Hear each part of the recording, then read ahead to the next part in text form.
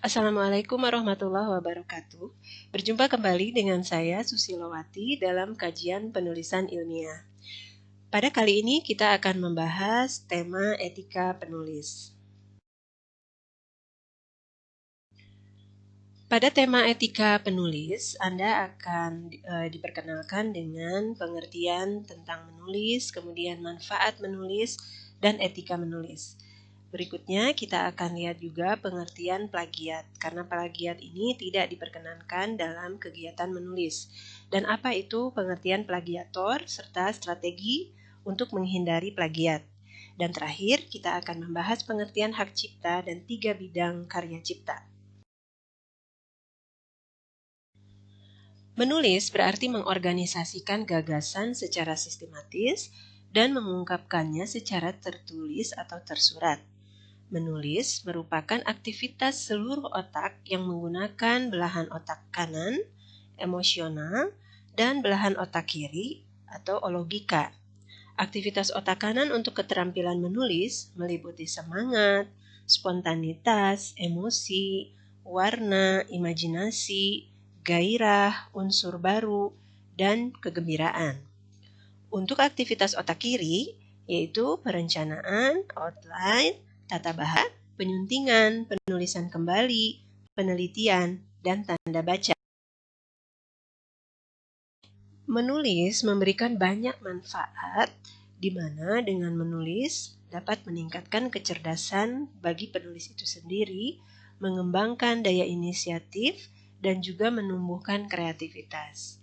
Bagi mahasiswa, manfaat menulis ini tentu saja sangat baik untuk dilakukan dalam kegiatan akademik dan juga dalam kegiatan sehari-hari. Ketika kita akan menulis, maka kita harus mengenali etika menulis, sehingga tulisan kita memenuhi kaidah-kaidah menulis yang baik. Apa saja etika menulis? Yang pertama, etika menulis adalah melahirkan karya orisinil, bukan jiplakan. Jadi tidak boleh mengcopy, ya, meniru, menjiplak, atau istilah mahasiswa copy paste, ya. Kemudian yang kedua, etika menulis juga harus menjaga kebenaran dan manfaat serta makna informasi yang disebarkan. Artinya, harus berdasarkan data yang objektif dan juga berdasarkan fakta, ya. Kemudian yang ketiga, etika menulis harus cermat, teliti, dan tepat. Artinya, harus dilakukan dengan seteliti mungkin dan juga dilakukan pengeditan atau pemeriksaan. Kemudian yang keempat, bertanggung jawab secara akademis atas tulisannya. Nah, ini yang membedakan antara tulisan ilmiah dengan tulisan non-ilmiah yang kita bahas pada tema sebelumnya. Kemudian yang kelima, memberi manfaat kepada masyarakat pengguna. Artinya, apa yang ditulis harus memberikan manfaat atau bersifat positif kepada para pembaca atau masyarakat pada umumnya. Dan yang keenam, etika menulis juga harus mencantumkan ucapan terima kasih kepada yang memberikan bantuan. Apakah itu akan ditulis di akhir atau akan ditulis di awal? Kemudian yang ketujuh juga etikanya menggunakan bahasa yang baik atau ejaan yang disempurnakan. Hal ini terkait menulis ilmiah, sehingga setiap kata ini merupakan kata yang ada tercantum di dalam KBBI atau Kamus Besar Bahasa Indonesia. Kemudian yang kedelapan, mengikuti gaya selingkung jurnal berkala yang dituju.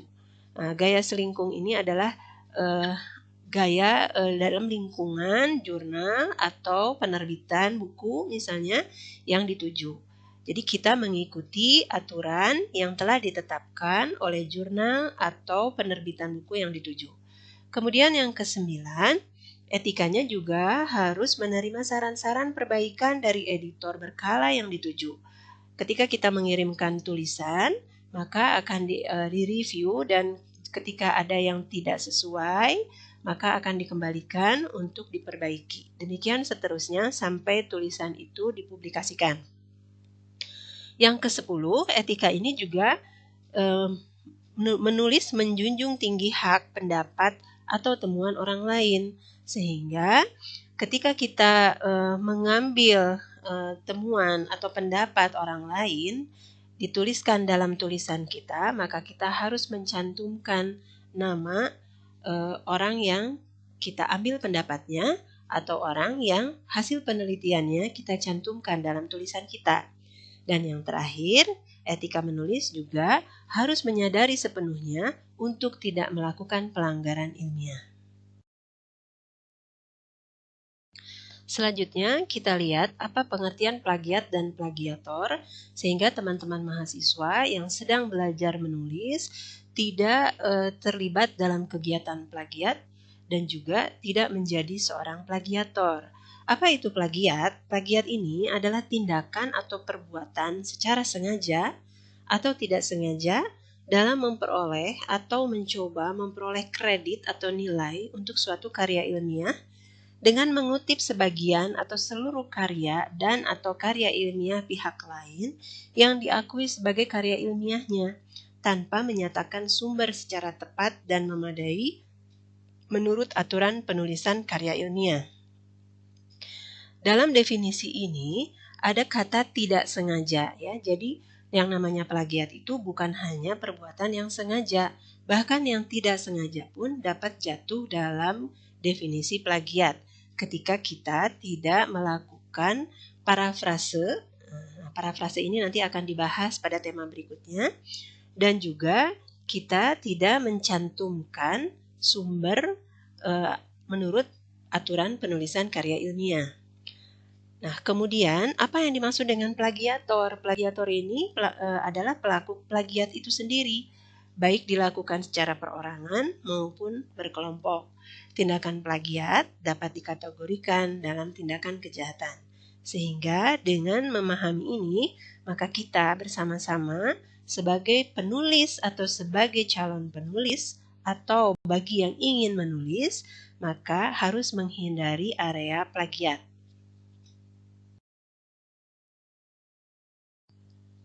Menghindari plagiarisme perlu dilakukan oleh seorang penulis dan kita perlu pelajari bagaimana menghindari plagiarisme. Ini penting baik untuk penulis yang sudah terbiasa menulis, artinya sudah malang melintang di dunia penulisan, atau juga bahkan atau terutama bagi penulis pemula. Apa saja yang harus diperhatikan untuk menghindari plagiarisme? Yang pertama, kita harus menuliskan referensi untuk setiap informasi yang bukan hasil riset kita atau juga pengetahuan yang sudah umum. Jadi, kalau kita mau menuliskan hasil penelitian seseorang, maka kita tuliskan dan diakhiri dengan nama penelitinya. Juga, kalau kita ambil dari sebuah buku, maka kita tuliskan diakhiri dengan nama penulis bukunya. Berikutnya, gunakan tanda kutip atau question marks setiap kali Anda menggunakan kata-kata dari penulis lain. Misalnya, semacam teori yang kita kutip dari seorang pakar atau seorang ahli, maka harus dituliskan, misalnya, menurut Sukirman tahun 2000, bahwa gizi buruk yang terjadi pada balita adalah bla bla bla. Nah, itu jadi kita sudah menuliskan dalam tanda kutip menurut Sukirman tahun 2000. Selanjutnya, pada awal kalimat yang Anda kutip dan Anda kutip, paraphrase atau simpulkan, jelaskan bahwa hal ini adalah ide seseorang. Ya, jadi kalau kita juga sudah mengutip, kemudian kita melakukan paraphrase ya, dan kita menyimpulkan, tetap kita harus menuliskan bahwa itu adalah ide seseorang. Pada akhir kalimat yang berisi materi kutipan, paraphrase atau kesimpulan, tuliskan referensi dalam tanda kurung untuk menunjukkan dari mana materi tersebut berasal. Dan yang terakhir, gunakan kata-kata dan ide Anda sendiri, dan ini harus dilakukan latihan secara terus-menerus. Jadi untuk memindahkan dari buku orang lain atau dari penelitian orang lain menjadi tulisan kita harus baca dengan baik-baik dan memahami inti dari kalimat atau paragraf yang kita baca, kemudian kita tuangkan dalam tulisan dalam tulisan kita dengan menggunakan kata-kata atau ide pikiran kita sendiri tanpa mengubah inti dari kalimat atau paragraf yang tadi sudah kita baca. Dan ini tentu saja tidak mudah, memerlukan latihan yang perlu dilakukan secara terus-menerus. Selanjutnya kita akan lihat pengertian hak cipta karena ini terkait dengan hasil karya tulisan kita itu biasanya akan melahirkan hak cipta. Hak cipta ini adalah hak eksklusif bagi pencipta atau penerima hak cipta untuk mengumumkan atau memperbanyak ciptaannya atau memberi izin dengan tidak mengurangi pembatasan-pembatasan menurut peraturan undang-undang hak cipta yang berlaku. Pencipta adalah orang atau beberapa orang secara bersama-sama yang atas inspirasinya melahirkan suatu ciptaan berdasarkan kemampuan pikiran, imajinasi, keterampilan atau keahlian, serta kecekatan yang dituangkan dalam bentuk khas dan bersifat pribadi. Berikutnya kita akan melihat hasil ciptaan yang dilindungi Undang-Undang Hak Cipta, yaitu Undang-Undang Hak Cipta nomor 19/2002. Ini ada 3 karya cipta ya dalam bidang ilmu pengetahuan, kemudian hak cipta seni, dan hak cipta sastra. Nah, kita lihat apa saja yang mencakup dalam 3 bidang karya cipta tadi ya. Yang pertama ada buku. Jadi kalau Anda menulis buku, maka Anda bisa mendaftarkan hak cipta dalam hal hak cipta ilmu pengetahuan.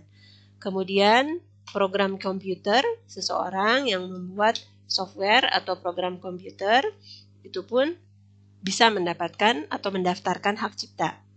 Sehingga tidak bisa di-copy ya atau ditiru oleh orang lain. Kemudian pamflet itu pun boleh mendaftarkan hak cipta. Kemudian perwajahan atau layout karya tulis yang diterbitkan. Ceramah, kuliah, pidato, dan ciptaan lain yang sejenis dengan itu pun masuk ke dalam karya cipta ilmu pengetahuan. Alat peraga yang dibuat untuk kepentingan didikan dan ilmu pengetahuan seperti alat peraga untuk praktikum ya, dan alat peraga untuk kegiatan-kegiatan dalam pembelajaran atau perkuliahan itu pun masuk ke dalam karya cipta ilmu pengetahuan. Musik atau lagu dengan atau tanpa tes itu masuk ke dalam hak cipta seni. Seni rupa dalam segala bentuk seperti seni lukis, gambar, ukiran, kaligrafi, patung, dan seni terapan, ini juga merupakan contoh hak cipta seni. Dan yang terakhir, terjemahan, tafsir, saduran, database, ini masuk ke dalam hak cipta sastra.